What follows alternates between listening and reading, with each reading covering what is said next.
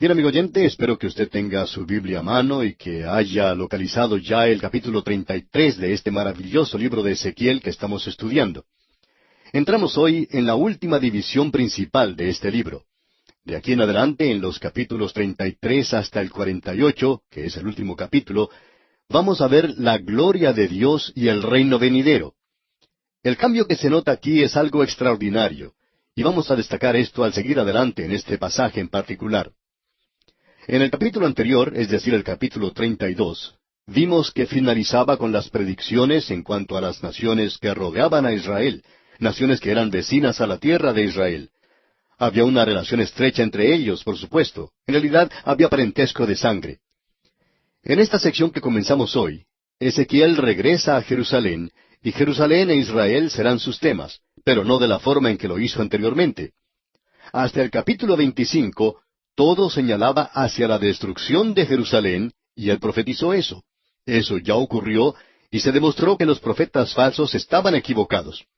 Podríamos decir que inmediatamente él salió del aire. Él quedó silencioso, mudo, como se nos dice aquí. Él no podía hablar. Es decir, él estaba hablando, pero ya no habla más de Jerusalén.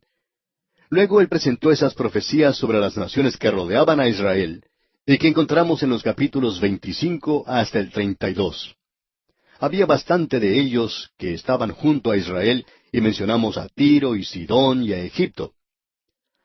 Ahora él está hablando nuevamente, está de regreso en el aire, pero ahora él está hablando en cuanto a Jerusalén, y como hemos dicho, no como una ciudad que va a ser juzgada y castigada, porque eso ya había ocurrido para entonces. Ahora él mira hacia el futuro, hacia el reino venidero, y todo lo que vemos de aquí en adelante señala hacia eso. Como si fuera un piloto que coloca su piloto automático, recibe sus direcciones, su orientación, él enfila directamente hacia el reino venidero, y luego la gloria de Dios será demostrada nuevamente sobre la tierra, y esto hace de esta sección algo verdaderamente interesante. En primer lugar, tenemos en este capítulo 33 que se renueva la comisión a este profeta. No solo es renovada, sino que él será encomendado por el hecho de que él ha realizado una buena labor hasta este punto, y desde ahora en adelante él va a estar hablando a la gente de Israel en cómo deben vivir en la cautividad. ¿Cómo deben vivir ellos? Con gran expectación del futuro. Antes, ellos no tenían ninguna esperanza debido a sus pecados. Pero ahora, él mira hacia el futuro. Ellos tienen una esperanza ahora. Y hoy nosotros también tenemos una esperanza. Y nuestra esperanza no se basa en nada que hagan los hombres aquí o los cambios que pueda traer el psicoanálisis. Nuestra esperanza hoy no es una filosofía, sino que descansa en la palabra de Dios y lo que Él ha dicho que tendrá lugar en el futuro. Esa es la estrella del norte que guía al Hijo de Dios en el presente. No es lo mismo que Israel avanzando hacia el milenio. Nosotros estamos dirigiéndonos en realidad hacia la nueva Jerusalén. Y eso es lo que es el futuro inmediato, digamos, de la iglesia. Bien, veamos lo que se nos dice en este capítulo. Y vamos a destacar algunas cosas otra vez de esta sección. El capítulo 33 habla de la misma manera en que lo hicieron los anteriores. Es como si Ezequiel fuera un disco rayado. Leamos entonces el primer versículo de este capítulo 33 de Ezequiel. Vino a mí palabra de Jehová diciendo.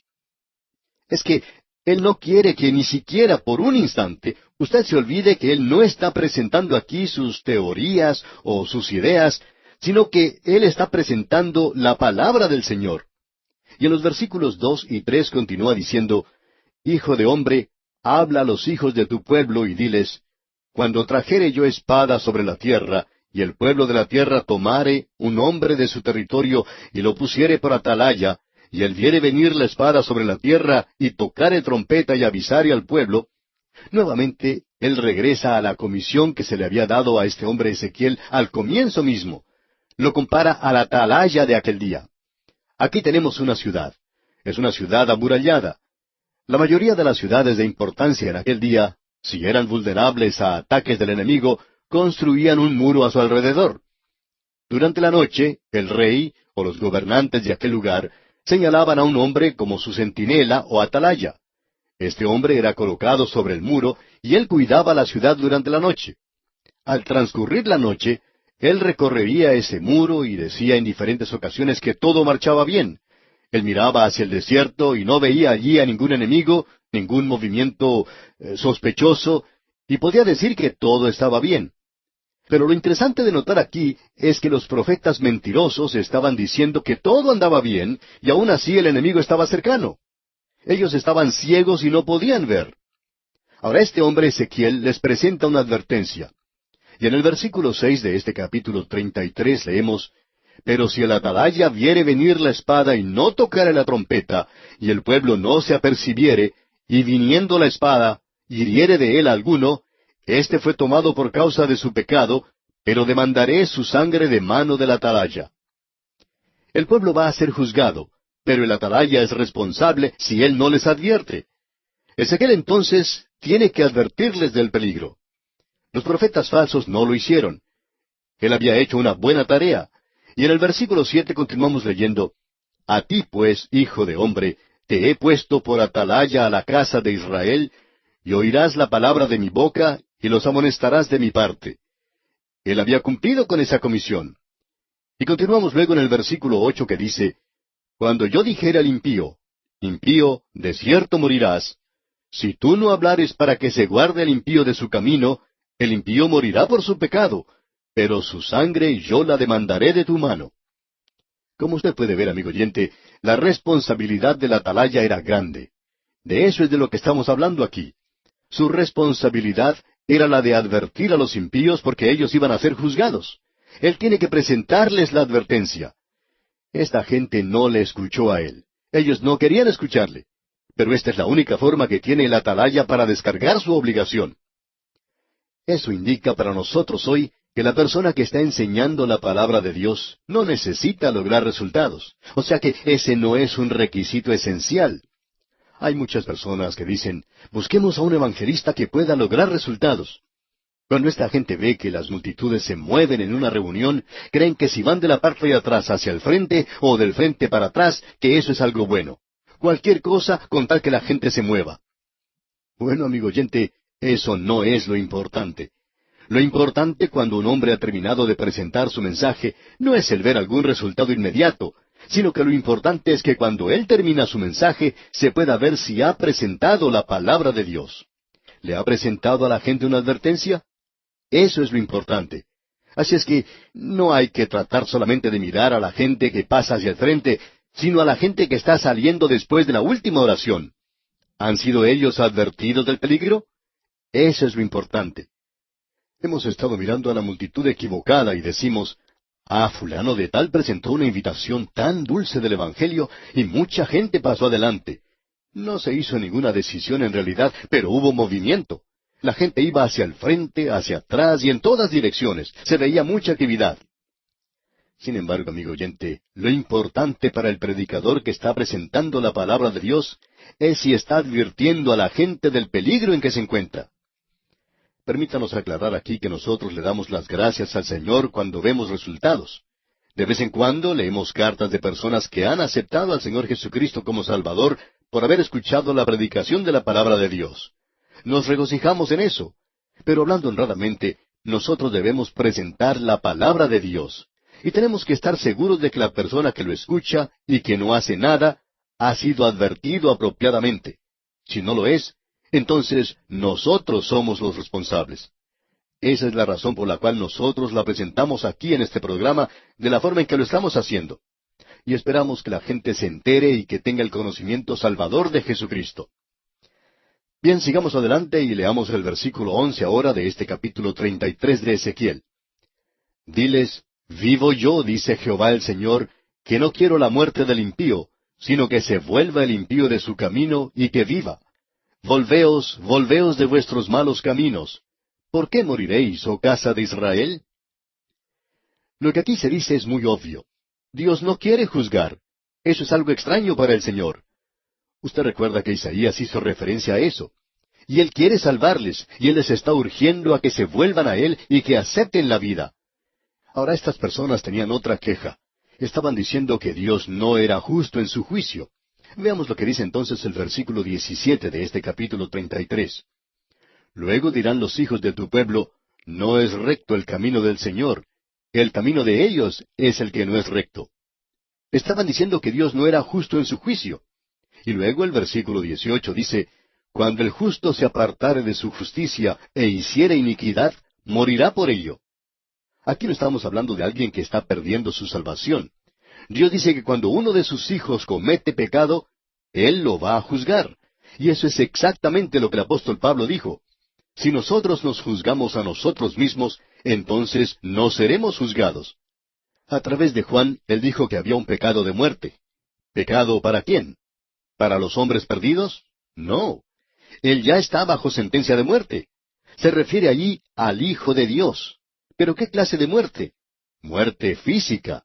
Dios juzga a los creyentes hoy y nos sorprende mucho que haya personas que no se dan cuenta de esto después de que están en un trabajo y ese trabajo va cuesta abajo y ellos se están endeudando y las cosas van mal. Uno pensaría que ellos comprenderían el mensaje de que quizá Dios está actuando en juicio, de que quizá las cosas no andan bien allí. Bueno, Dios es justo en lo que Él hace, amigo oyente. Y en estos versículos 18 y 19 leemos, cuando el justo se apartare de su justicia e hiciere iniquidad, morirá por ello. Y cuando el impío se apartare de su iniquidad e hiciere según el derecho y la justicia, vivirá por ello. Si el hombre impío se vuelve a Dios, Dios le salvará, y Dios ha presentado eso de manera muy clara. Luego dice en el versículo 20, y dijisteis, no es recto el camino del Señor. Yo os juzgaré, oh casa de Israel, a cada uno conforme a sus caminos. Lo que sucede aquí es que esta persona ha sido llevada a la cautividad. Es una persona justa. Ha confiado en Dios y sin embargo él es llevado como las personas impías a la cautividad y él se está quejando. No podemos acusarle por quejarse, ya que parecería que Dios no está actuando justamente. Pero no entendamos mal este asunto. Usted está siendo llevado a la cautividad a causa del pecado de la nación y usted está identificado con esa nación. Usted y yo hoy, amigo oyente, tenemos que pagar impuestos y muchas otras cosas al gobierno, y aparte también tenemos muchas obligaciones en el lugar donde vivimos. Es que nosotros estamos identificados con nuestras naciones, y eso era lo mismo para Israel. Pero luego Dios dice, un momento, yo juzgaré a cada uno de ustedes. Y amigo oyente, no interesa quién sea usted tendrá que presentarse ante Dios. Si usted es un hijo de Dios hoy, Él lo juzgará por su pecado. Usted no va a perder su salvación, pero Él lo va a disciplinar.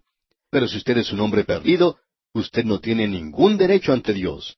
Él nos ha presentado esto con toda claridad en el Nuevo Testamento. En la primera epístola universal del apóstol Pedro, en el capítulo 3, versículo 12, dice, porque los ojos del Señor están sobre los justos, y sus oídos atentos a sus oraciones. Pero el rostro del Señor está contra aquellos que hacen el mal. Dios no dice que Él no va a escuchar las oraciones de los impíos. Él simplemente dice que escucha las oraciones de los justos. Y Él no tiene ninguna obligación de escuchar a los demás. Pero si el hombre impío clama al Señor, entonces Él le librará. Pero el hombre impío no tiene ningún derecho o reclamo que hacerle a Dios. Cuando usted escucha a la gente decir, ¿por qué permite Dios que ocurra esto? ¿Y esta persona no es salva? Bueno, amigo oyente, esa persona no tiene ningún reclamo que hacerle a Dios. Dios es justo y Él está juzgando a un mundo perdido. Y muchas veces nosotros nos olvidamos que este es su mundo. Notemos ahora en la forma clara y directa en que Él nos habla en esta sección del libro de Ezequiel. Leamos el versículo 21. Aconteció en el año 12º de nuestro cautiverio, en el mes 10º, a los 5 días del mes, que vino a mí un fugitivo de Jerusalén diciendo, la ciudad ha sido conquistada. Ezequiel ya ha profetizado, pero él no tenía ninguna información. Dios le dijo que la ciudad había sido destruida, y a esa hora su propia esposa falleció, en el mismo día. Y él le había dicho, no te lamentes, no te pongas luto, porque yo quiero que esta gente sepa que he repudiado a la ciudad. La gente piensa que yo debo tener a Jerusalén. Piensan que yo no la destruiré. Ellos no creen que yo juzgaré el pecado, pero así es. Por tanto, no llores por ella. Y hazles saber que en este mismo instante la ciudad está siendo destruida por su pecado. La ciudad ha quedado asolada. Amigo oyente, cuando esto fue comunicado a esta gente, era algo que los dejó completamente confundidos. Ellos quedaron absolutamente abrumados por esta información. Nunca habían escuchado nada así. Ellos ni siquiera habían creído que algo como esto pudiera tener lugar, pero ya ha sucedido. Y en el versículo 22 continuamos leyendo, y la mano de Jehová había sido sobre mí la tarde antes de llegar el fugitivo, y había abierto mi boca hasta que vino a mí por la mañana, y abrió mi boca, y ya no más estuve callado. Usted se da cuenta ahora que al final del capítulo 24, cuando Ezequiel anunció la destrucción de Jerusalén, esa ciudad llena de sangre había caído. De allí en adelante, él no tenía ninguna información en cuanto a Jerusalén. A partir del capítulo 25 y hasta el capítulo 32, él no había oído nada en cuanto a Jerusalén. Todo lo que se menciona allí era relacionado con las naciones que rodeaban a Israel, como ya mencionamos al principio. Ahora, Dios no detiene más las palabras en la boca de este hombre en cuanto a Jerusalén.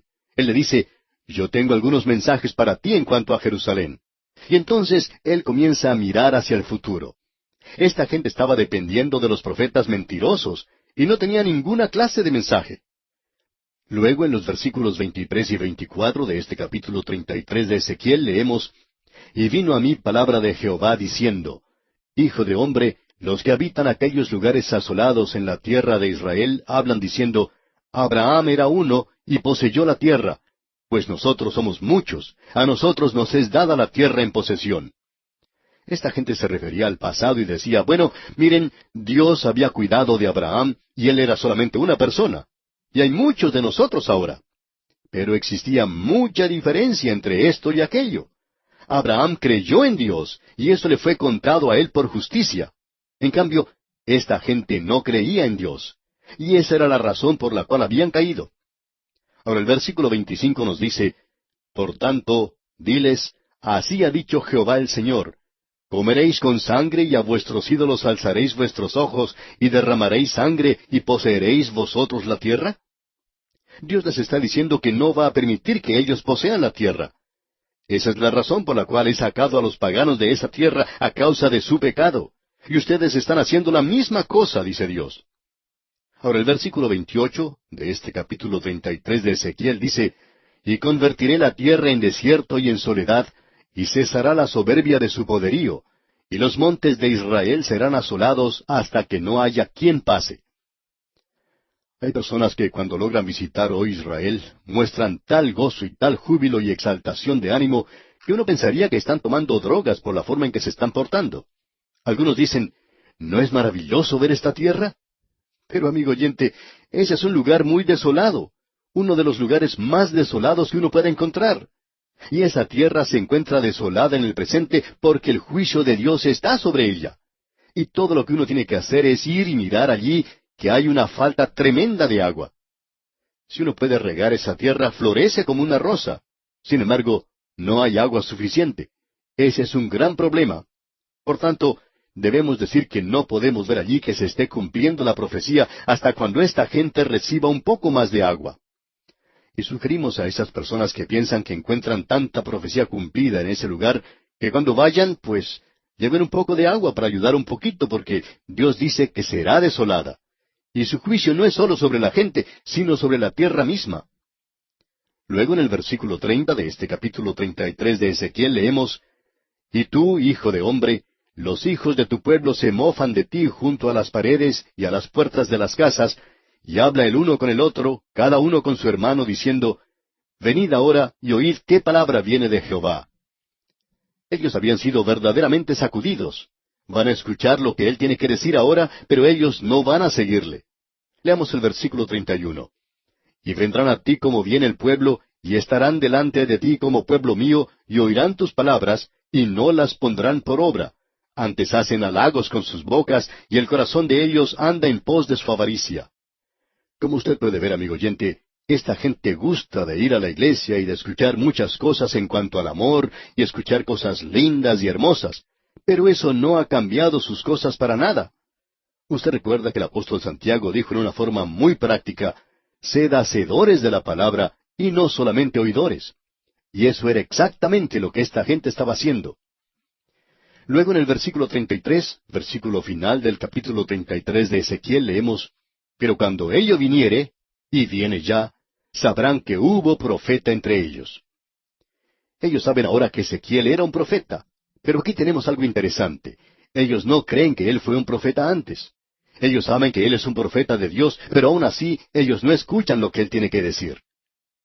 Debemos decir, amigo oyente, que la incredulidad hoy es algo de la voluntad. No es algo mental, no es un problema, amigo oyente. Su cerebro y el mío no son lo suficientemente grandes como para presentar un obstáculo que no se pueda obviar y evitar que uno llegue a la palabra de Dios. El problema es que usted no quiere abandonar su pecado. Eso era lo que ocurría con esta gente. Ellos estaban dispuestos a ir y escuchar, pero eso no tenía ninguna clase de efecto sobre ellos. Esto es algo realmente extraordinario lo que tenemos ante nosotros. Y bien, vamos a detenernos aquí por hoy, amigo oyente. Continuaremos, Dios mediante, en nuestro próximo programa. Con el capítulo 34 del libro de Ezequiel, comenzamos una nueva sección, y a esta la hemos llamado Los falsos pastores, y también El verdadero pastor y la futura reunión de las ovejas. Un título bastante largo, por cierto. Ahora, a Ezequiel se le ha declarado profeta. Vimos esto ya en nuestro programa anterior, en el último versículo del capítulo 33, donde dice, «Pero cuando ello viniere, y viene ya, sabrán que hubo profeta entre ellos». Ellos ya se han enterado de esto porque Ezequiel fue la única persona que había dicho que Jerusalén iba a ser destruida. Los profetas mentirosos habían dicho que no iba a ser destruida.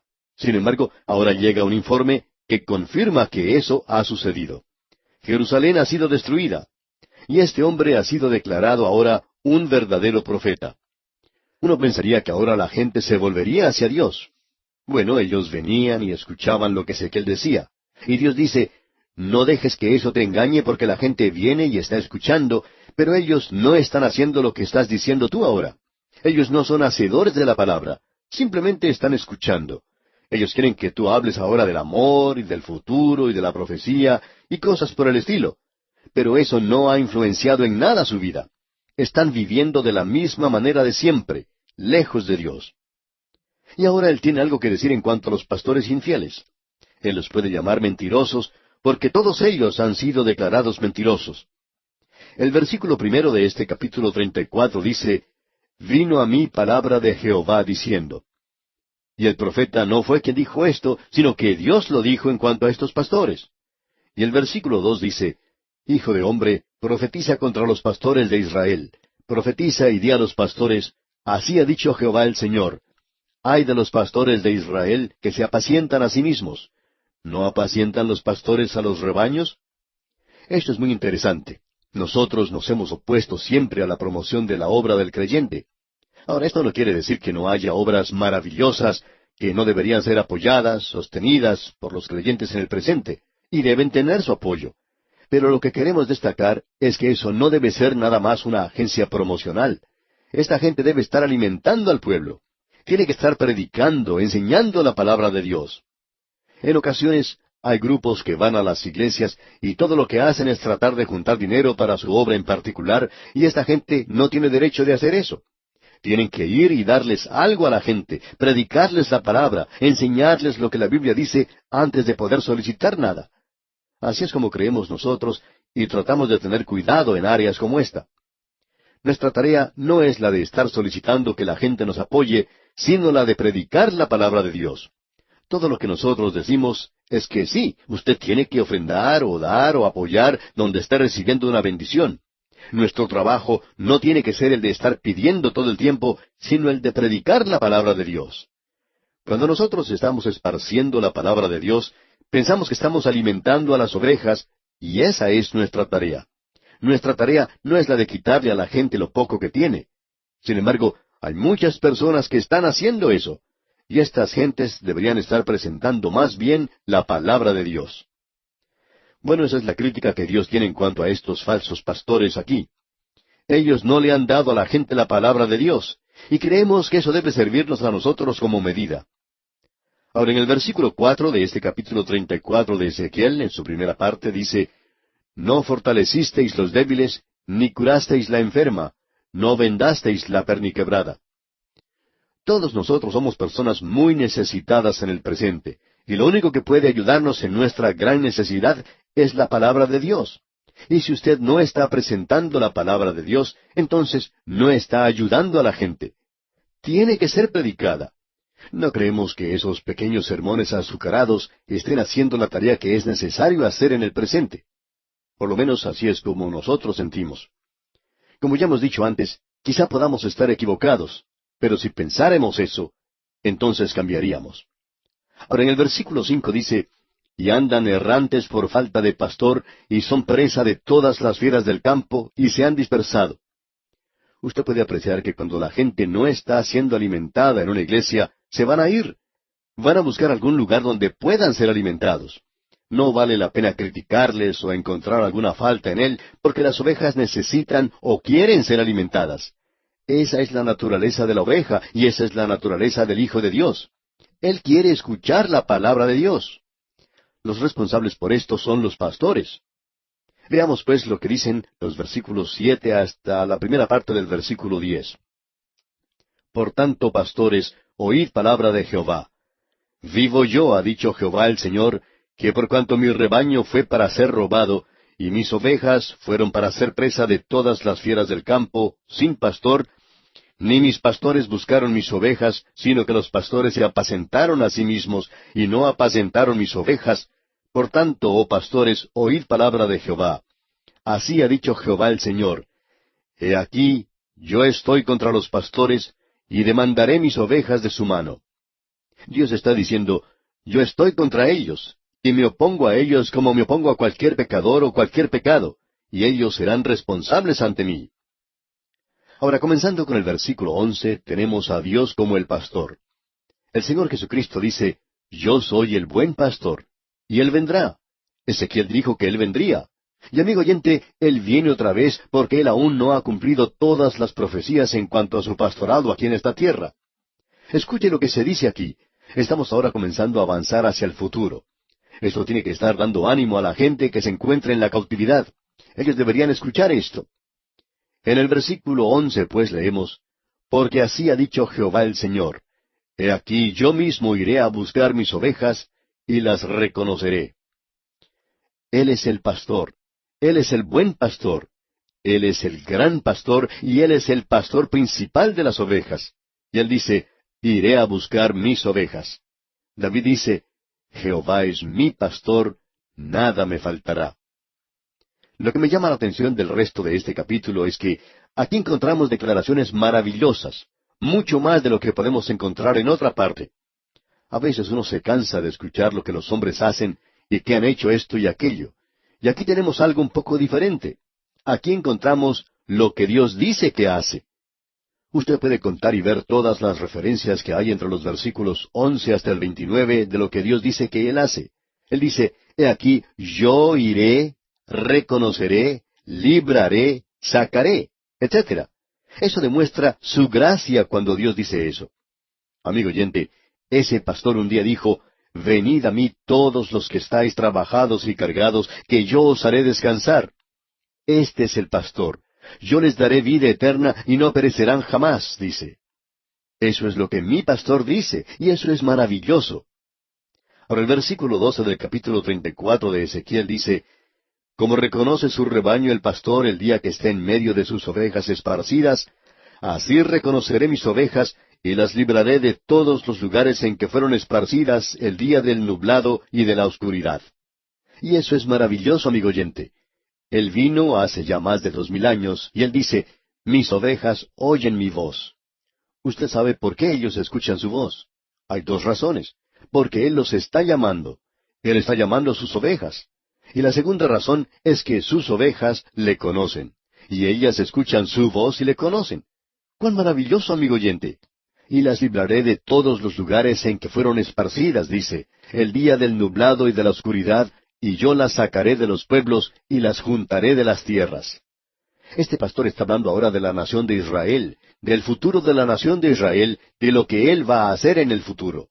Ellos se encuentran ahora en la cautividad y están así a causa de su pecado. Y encima de eso, ellos escucharon a los profetas mentirosos. Pero Él dice, yo no he terminado aún con ellos. No les he arrojado sobre la borda. Él dice, ustedes, amilenaristas, ustedes deberían leer lo que dice Ezequiel.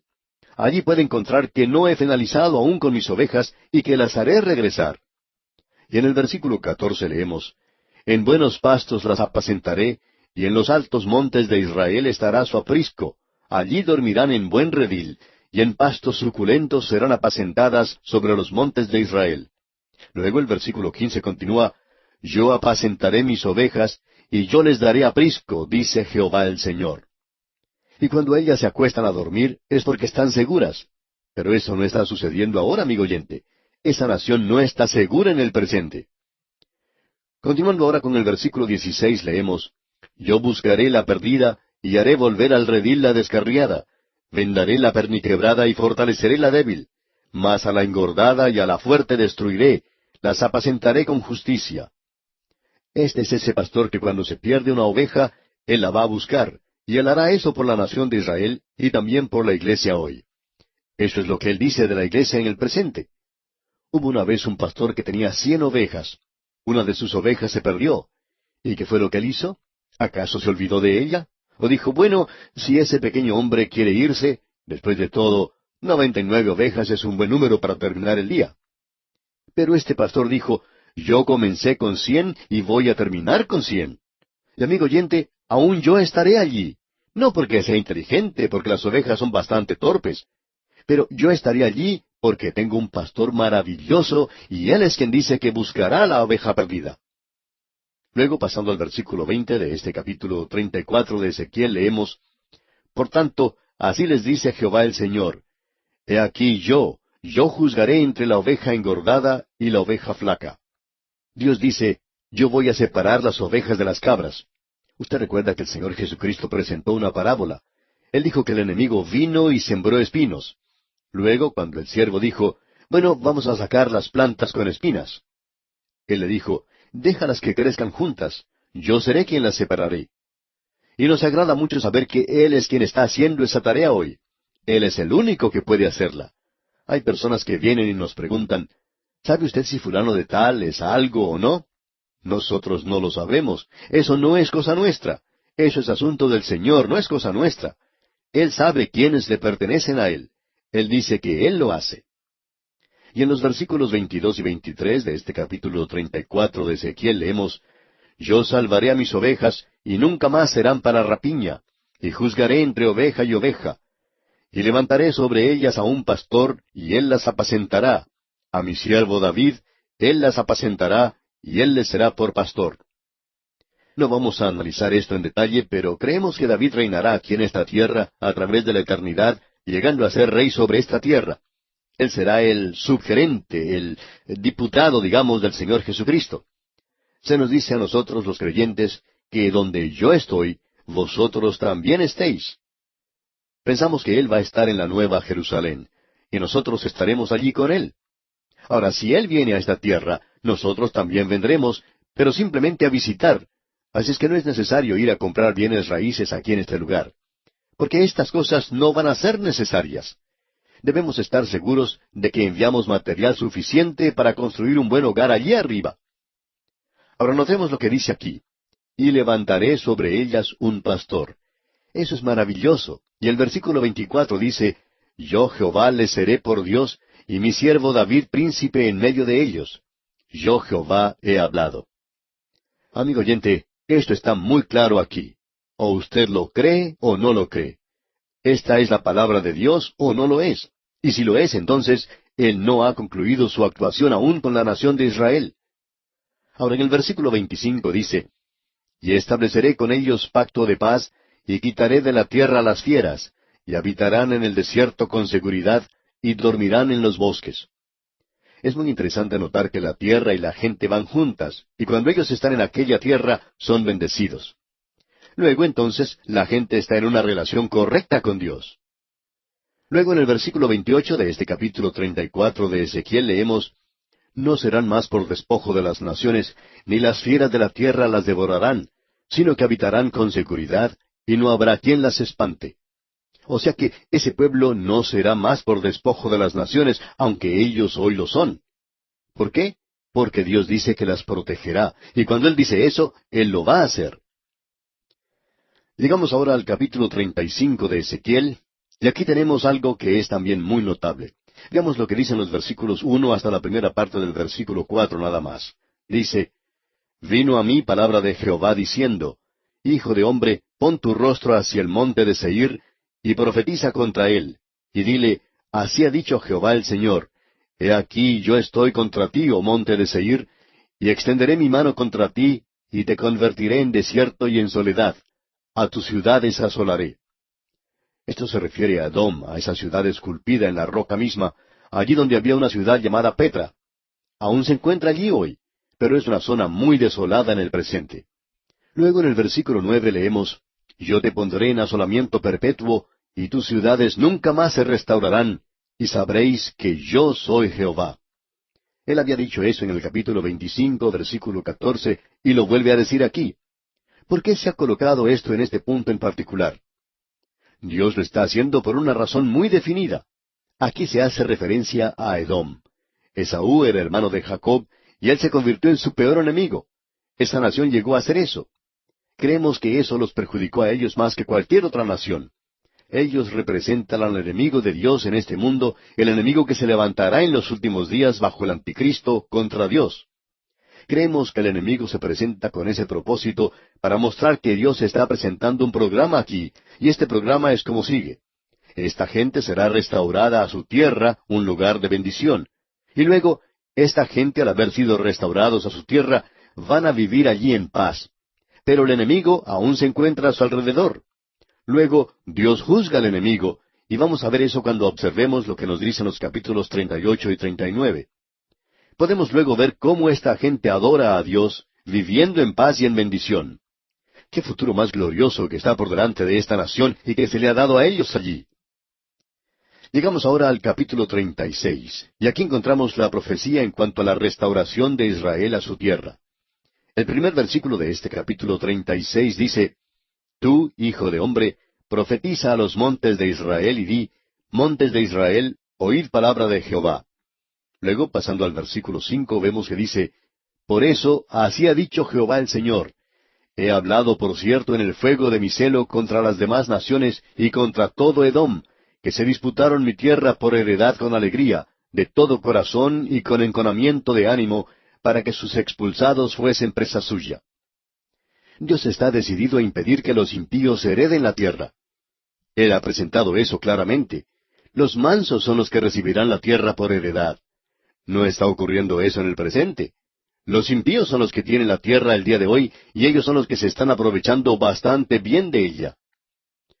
Ahora aquí tenemos una profecía diciendo que la tierra va a ser restaurada.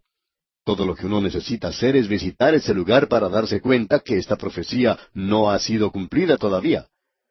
Hay muchas personas que piensan que pueden ver la profecía cumplida por todas partes. ¿Por qué? Porque cuando Él los haga regresar, la tierra va a ser bendecida. Y en los versículos 6 al 8 de este capítulo 36 leemos, Por tanto, profetiza sobre la tierra de Israel, y di a los montes y a los collados, y a los arroyos y a los valles, así ha dicho Jehová el Señor. He aquí, en mi celo y en mi furor he hablado, por cuanto habéis llevado el oprobio de las naciones. Por lo cual, así ha dicho Jehová el Señor. Yo he alzado mi mano, he jurado que las naciones que están a vuestro alrededor han de llevar su afrenta. Mas vosotros, oh montes de Israel, daréis vuestras ramas, y llevaréis vuestro fruto para mi pueblo Israel, porque cerca están para venir. Y esta palabra cerca o pronto, para Dios es algo sencillo, ya que un día es como 1000 años para Él. En el versículo 16 encontramos una gran profecía en cuanto al futuro de la gente. Y como ya hemos dicho anteriormente, la gente y la tierra pertenecen o permanecen juntos. La ley de Moisés no solo fue dada para la gente, sino que fue dada para la tierra. La mayoría de estas personas adoran en el sábado del día de hoy. Ellos rompen la jornada del día del sábado yendo a la iglesia. Ahora, en los versículos 16 al 18 de este capítulo 36 de Ezequiel leemos, Vino a mí palabra de Jehová diciendo, Hijo de hombre, mientras la casa de Israel moraba en su tierra, la contaminó con sus caminos y con sus obras, como inmundicia de menstruosa fue su camino delante de mí. Y derramé mi ira sobre ellos por la sangre que derramaron sobre la tierra, porque con sus ídolos la contaminaron. Luego él sigue diciendo, les esparcí por todas las naciones. Y luego leemos en los versículos 21 hasta la primera parte del versículo 23, Pero he tenido dolor al ver mi santo nombre profanado por la casa de Israel entre las naciones a donde fueron, Por tanto, di a la casa de Israel, así ha dicho Jehová el Señor, no lo hago por vosotros, oh casa de Israel, sino por causa de mi santo nombre, el cual profanasteis vosotros entre las naciones a donde habéis llegado.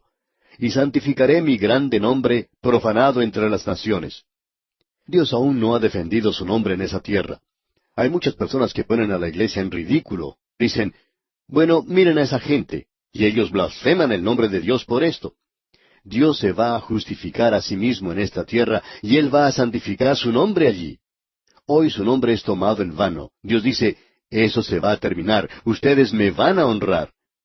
Nos damos cuenta, amigo oyente, que este es su mundo. Ahora Dios dice lo que Él va a hacer aquí en el versículo 26 de este capítulo 36 de Ezequiel. Os daré corazón nuevo, y pondré espíritu nuevo dentro de vosotros, y quitaré de vuestra carne el corazón de piedra, y os daré un corazón de carne. O sea que tendrá lugar un cambio. ¿Qué es lo que va a suceder? Van a renacer.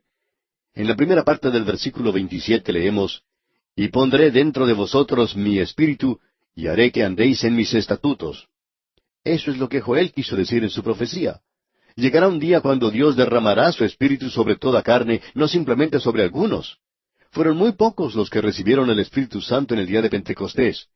Todo lo que Pedro dijo en aquel día fue, no nos pongan en ridículo y digan que estamos ebrios. Eso fue lo que el profeta Joel dijo que iba a suceder en los últimos días. El Espíritu había entrado en unos pocos, y hoy Dios está llamando a un pueblo para su nombre. En el momento en que usted se vuelve a Cristo, usted es regenerado por el Espíritu Santo. El Espíritu Santo mora en usted y usted es bautizado por el Espíritu Santo. Usted es colocado en el cuerpo de los creyentes. Y en aquel día, dice Dios, y pondré dentro de vosotros mi espíritu. Y ellos morarán en la tierra. Luego en el versículo 29 leemos, y os guardaré de todas vuestras inmundicias, y llamaré al trigo y lo multiplicaré, y no os daré hambre. ¿Se da cuenta, amigo oyente, de que habrá prosperidad en esa tierra? Eso es lo que Dios les prometió a ellos. Bendiciones físicas, de la misma manera en que Él nos prometió a nosotros bendiciones espirituales. Ahora, pasando al versículo 35, leemos, y dirán, esta tierra que era asolada ha venido a ser como huerto del Edén, y estas ciudades que eran desiertas y asoladas y arruinadas, están fortificadas y habitadas. No creemos que usted pueda decir eso hoy, amigo oyente. Quizá lo diga, pero no va a ser cierto. Esta gran profecía concluye de la siguiente manera. Leamos los versículos 36 al 38 de este capítulo 36 de Ezequiel. Y las naciones que queden en vuestros alrededores sabrán que yo reedifiqué lo que estaba derribado y planté lo que estaba desolado. Yo Jehová he hablado y lo haré. Así ha dicho Jehová el Señor. Aún seré solicitado por la casa de Israel para hacerles esto. Multiplicaré los hombres como se multiplican los rebaños, como las ovejas consagradas, como las ovejas de Jerusalén en sus fiestas solemnes, así las ciudades desiertas serán llenas de rebaños de hombres, y sabrán que yo soy Jehová. Ellos no saben eso hoy, y tampoco es conocido en su país o en el mío, o en ninguna parte del mundo hoy. Pero lo van a saber, amigo oyente, ese día se acerca. Dios mediante, en nuestro próximo programa vamos a ver lo que dice el capítulo 37, donde encontramos esa maravillosa profecía del valle de los huesos secos. Luego, cuando consideremos los capítulos 38 y 39 de este libro de Ezequiel, veremos allí la profecía en cuanto a Gog y Magog. Nos encontramos hoy, amigo oyente, frente al capítulo 37 de este libro de Ezequiel que estamos estudiando, y aquí tenemos la visión del valle de los huesos secos. Lo que aquí se menciona ha dado tópico para una canción, pero nosotros no vamos a tratar con esa canción. Lo que en ella se dice no es realmente la interpretación de lo que dice este capítulo. Lo que se dice aquí es en cuanto a la restauración futura de la nación de Israel. Eso tiene que ver con su ente nacional y también con el avivamiento espiritual o la restauración que el Señor ya había anunciado en el capítulo que acabamos de concluir en nuestro programa anterior. El capítulo 36 está conectado vitalmente con este capítulo 37 que tenemos hoy ante nosotros. Aquí tenemos una visión dramática muy extraordinaria en este capítulo que vamos a considerar. Debemos aclarar al mismo comienzo de nuestro estudio que aquí no estamos hablando acerca de la resurrección de los muertos que están en la iglesia. Hay personas a las que les gusta espiritualizar toda la Escritura, especialmente todo lo que se encuentra en el Antiguo Testamento. Esta gente dice que la primera parte es un mito, es decir, la sección histórica, y que ahora, cuando entramos a la sección profética, esta gente lo explica espiritualizándola. Lo interesante de esto es que todo esto es literal, y cuando uno lo toma de esta manera, entonces tiene sentido. Aquí estamos hablando en cuanto a la nación de Israel, y no estamos hablando de una resurrección espiritual o de una resurrección física. Desafortunadamente en nuestras notas hemos llamado a este capítulo 37 la resurrección de Israel. Y aunque todavía nos gusta ese título, creemos que se entiende mal. Hay personas que piensan que esto significa el comienzo con Abraham, la resurrección de los muertos. Pero hablando honradamente, esto no tiene ninguna referencia a eso. Solamente si uno quiere hacer una aplicación de lo que aquí dice. Pero esto está dirigido directamente a la nación de Israel.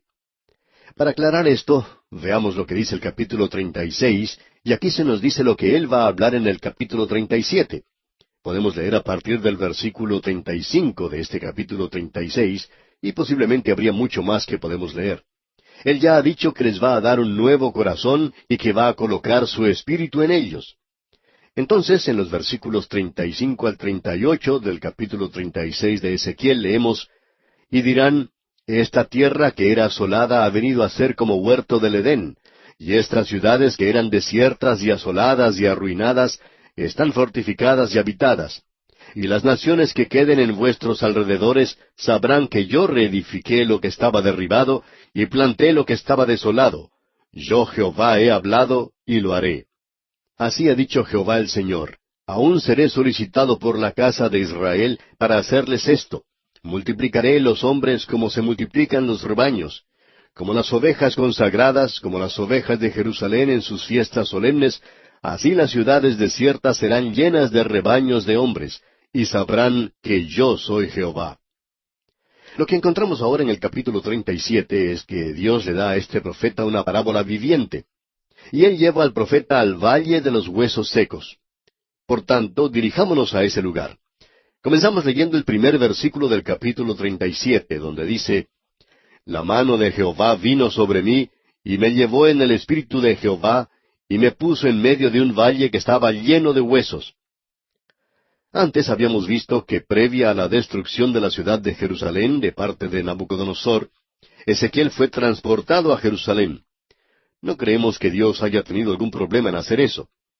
Si los hombres pueden hacer hoy un avión a reacción que le permita a usted dirigirse al otro lado del mundo en solamente unas pocas horas, no vemos ninguna razón por la cual Dios no podría haber hecho algo que pudiera compararse a eso, que fuera algo en proporción a quien es Él. Así es que vemos que Él no tenía ninguna dificultad en tomar a Ezequiel y llevarlo a Jerusalén. Y creemos que Él hace lo mismo aquí, y de manera literal, ya que Ezequiel dice, La mano de Jehová vino sobre mí, y me llevó en el espíritu de Jehová. Creemos que lo que Él nos está diciendo aquí es que el espíritu de Jehová lo lleva a Él al valle de los huesos. Observemos entonces lo que ocurre aquí. Leamos el versículo 2 de este capítulo 37 de Ezequiel. Y me hizo pasar cerca de ellos por todo en derredor, y he aquí que eran muchísimos sobre la faz del campo, y por cierto secos en gran manera. Ahora observe esto cuidadosamente, amigo oyente. Quizá usted haya oído la historia acerca de una persona que se llama Louis Manley, quien viajaba con un amigo llamado Rogers. Esto tuvo lugar por allá en el año 1849, cuando ellos cruzaron el Valle de la Muerte en el estado de California, en los Estados Unidos. Ellos estaban llevando provisiones para una expedición de Bennett Arcane, que se había perdido en ese lugar. Esa expedición había entrado al Valle de la Muerte por equivocación, y esta gente no debería haber estado en ese lugar. Y todos los que formaban esa expedición habrían muerto si estos dos hombres que mencionamos anteriormente no hubieran cruzado ese lugar. Pues bien, estos dos hombres fueron los primeros hombres blancos que cruzaron y pudieron observar y apreciar esta gran escena de desolación y muerte, una escena que nadie había visto antes, con excepción de este profeta Ezequiel.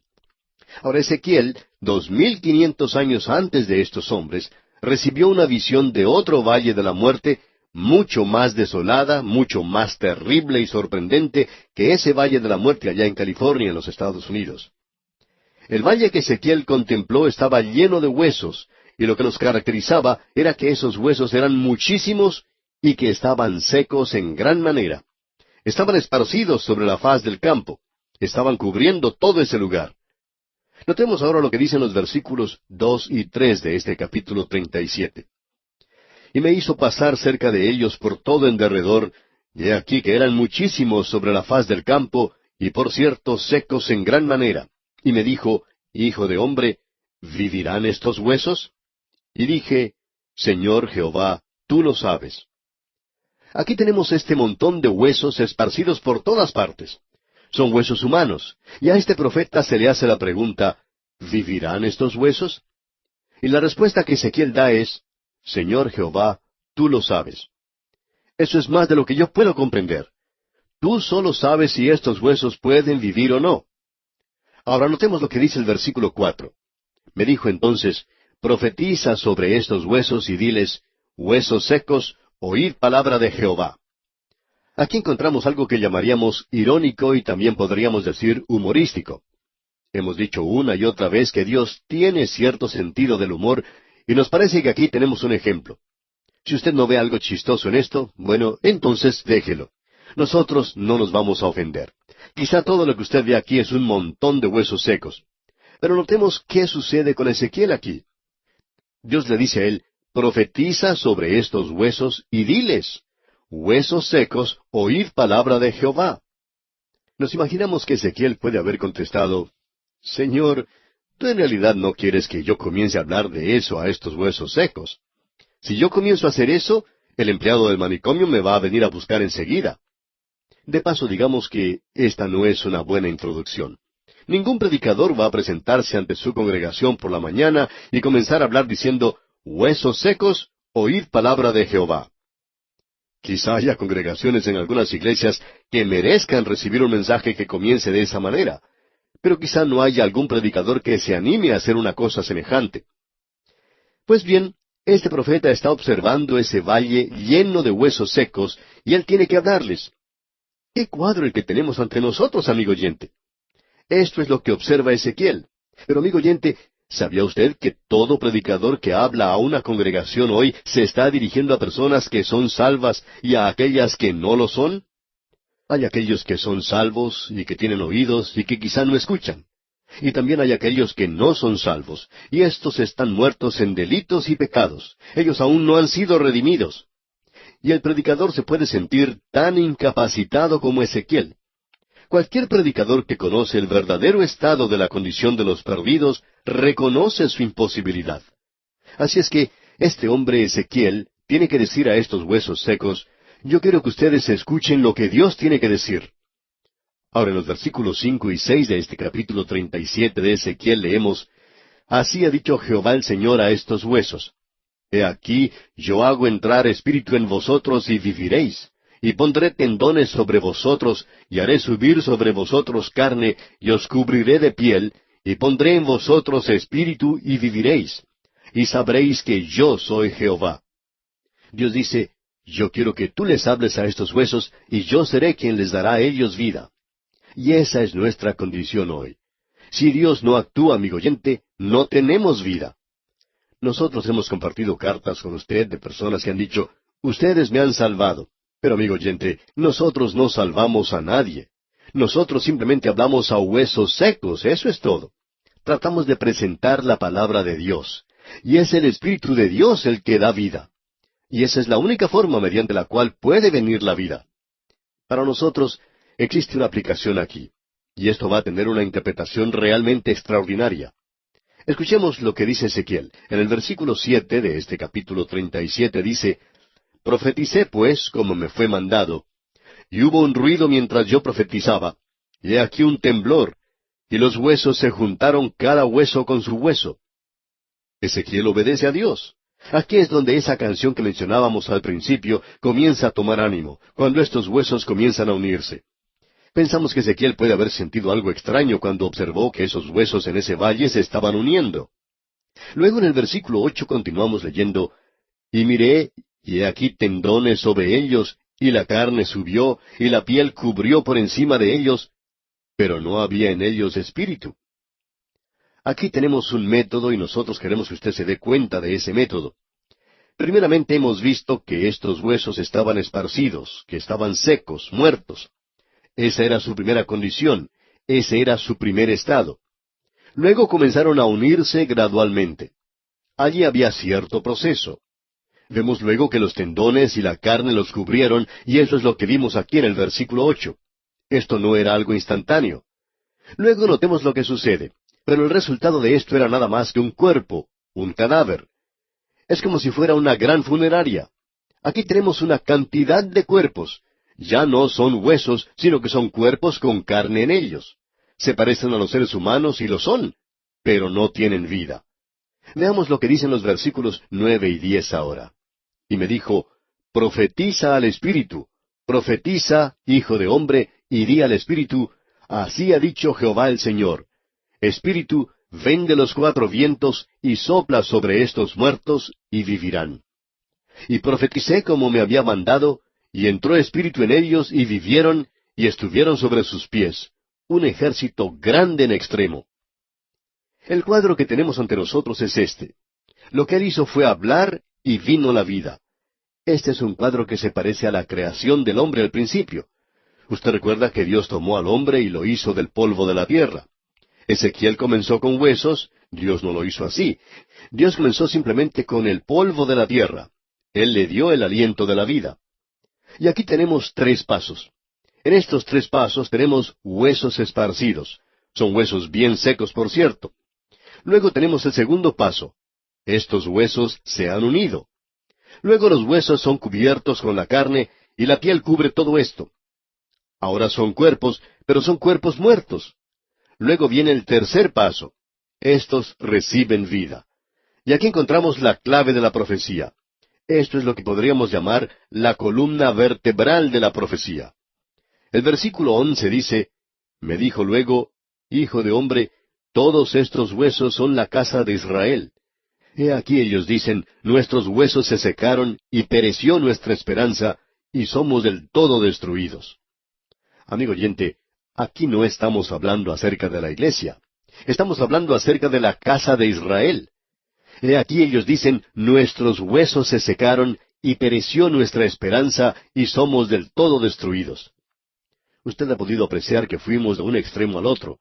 Mientras Jerusalén estaba de pie y los falsos profetas decían que iban a regresar, ellos tenían una esperanza falsa. Ahora que Jerusalén ha sido destruida, ellos van al otro extremo. Ellos tienen lo que los psicólogos llamarían una psicosis maníaco-depresiva. Se encuentran en una situación bastante mala. En un día se encuentran en la cumbre, ahora se encuentran en un abismo. Se encuentran en lo más profundo y dicen, no tenemos ninguna esperanza. Y se da este aviso para que ellos sepan que tienen una esperanza. Todo esto es para la casa de Israel. Ahora, ¿cómo vamos a interpretar esto? Bueno, leamos el versículo 12 de este capítulo 37 de Ezequiel. Por tanto, profetiza y diles, así ha dicho Jehová el Señor, he aquí yo abro vuestros sepulcros, pueblo mío, y os haré subir de vuestras sepulturas, y os traeré a la tierra de Israel. Ahora alguien nos va a decir, un momento, creo que ustedes se equivocaron. Hace un momento ustedes dijeron que esto no era una resurrección física. Bueno, aún lo decimos, amigo oyente. ¿En base a qué? Vamos a ver ahora lo que dice el versículo 21 de este mismo capítulo 37 de Ezequiel. Y les dirás, así ha dicho Jehová el Señor. He aquí yo tomo a los hijos de Israel de entre las naciones a las cuales fueron, y los recogeré de todas partes, y los traeré a su tierra. Eso es lo que Dios quiso decir cuando expresó, y os haré subir de vuestras sepulturas. Ellos están sepultados en las naciones del mundo, y van a ser recogidos y convertidos en una nación. Debemos decir algo con cuidado aquí. Estos tres pasos que hemos visto, y si hay algún lugar donde tener la profecía cumplida, este sería el lugar. Y usted bien sabe que nosotros no creemos que estamos viendo en este instante que la profecía haya sido cumplida, pero vamos a decir esto. La nación de Israel fue sepultada y esparcida entre las naciones del mundo, y está muerta para Dios, muerta para las cosas de Dios. Ellos han regresado como nación, pero en ese lugar se encuentra nada más que un cuerpo, un cadáver. Ellos tienen su bandera, tienen su constitución, tienen un primer ministro, también tienen el parlamento, la policía, el ejército. Bueno, son una nación. Aún hoy tienen a Jerusalén, tienen todo eso, tienen de todo menos la vida espiritual. Lo que decimos lo decimos sin deseo de ofender a nadie y deseamos que se nos entienda bien. Cuando uno sale de la zona vieja o antigua de Jerusalén, la sección árabe donde uno está con los musulmanes, y cruza a la otra sección de Israel, no hay vida espiritual. Y en cuanto a nosotros se refiere, hay tanta frialdad mortal de un lado como del otro. Pero debemos decir que hay mucho más que es materialista, aquello que es intelectual, aquello que demuestra civilización en Israel. Pero no hay ninguna clase de vida espiritual. Y aquí en esta sección se habla de dos palos. No vamos a entrar en detalles ahora. Un palo es Israel, el otro es Judá. Estos dos van a ser unidos nuevamente. Esto es algo importante de notar de nuestra parte. También se dice que David va a ser puesto sobre el trono. Y quisiéramos que leamos eso ahora. De paso, digamos que eso indica que nunca hubo 10 tribus perdidas. Si así fuera, Dios sabe dónde están. Y estamos seguros de que no van a ser Gran Bretaña la que va a ser reunida con ellos en esa tierra. Veamos pues lo que dice el versículo 22 de este capítulo 37 de Ezequiel. Y los haré una nación en la tierra, en los montes de Israel, y un rey será a todos ellos por rey. Y nunca más serán dos naciones, ni nunca más serán divididos en dos reinos. Y luego en el versículo 24 leemos, Mi siervo David será rey sobre ellos, y todos ellos tendrán un solo pastor, y andarán en mis preceptos y mis estatutos guardarán, y los pondrán por obra. Ahora ese pastor no es otro que el Señor Jesucristo mismo. Cuando Él vino, Él nació del linaje de David. Usted puede leer el primer capítulo del Evangelio según San Mateo. Él vino de ese linaje. El ángel le dijo eso a María. Usted también puede leer los capítulos 1 y 2 del Evangelio según San Lucas. Allí se nos dice de una manera muy cuidadosa que Él vino del linaje de David. Aquí se nos dice que aquel que vino en ese linaje es el pastor. Él será quien los gobernará. Nosotros creemos que Dios levantará a David para que reine sobre ellos, quizá en el milenio o en el reino eterno, cuando el milenio vaya a introducirse en el reino eterno, en el uno o en el otro. Y sabemos que hay algunos que creen en lo uno y otros que creen en lo otro. Y este es un lugar donde nosotros vamos con ambos. Pensamos que Él será el vicerregente, el teniente, digamos, del Señor Jesucristo aquí. Dios dice que eso va a suceder. No ha sucedido todavía. Ahora, en el versículo 28 de este capítulo 37 de Ezequiel, el último versículo, leemos, Y sabrán las naciones que yo Jehová santifico a Israel, estando mi santuario en medio de ellos para siempre. Habrá un templo milenario y habrá un templo eterno aquí. Ahora alguien quizá nos diga, pero en Apocalipsis dice que no habrá ningún templo allí. Ese es el lugar donde está la iglesia. La iglesia está en la Nueva Jerusalén. Amigo oyente, usted puede entrar en una confusión sin fin, a menos que usted le permita a la palabra de Dios decir lo que quiere decir. Bien, vamos a dejar esto aquí por hoy y Dios mediante continuaremos en nuestro próximo programa cuando consideremos el capítulo 38 de Ezequiel, donde tenemos la profecía contra Gog, una nación de nuestro tiempo actual.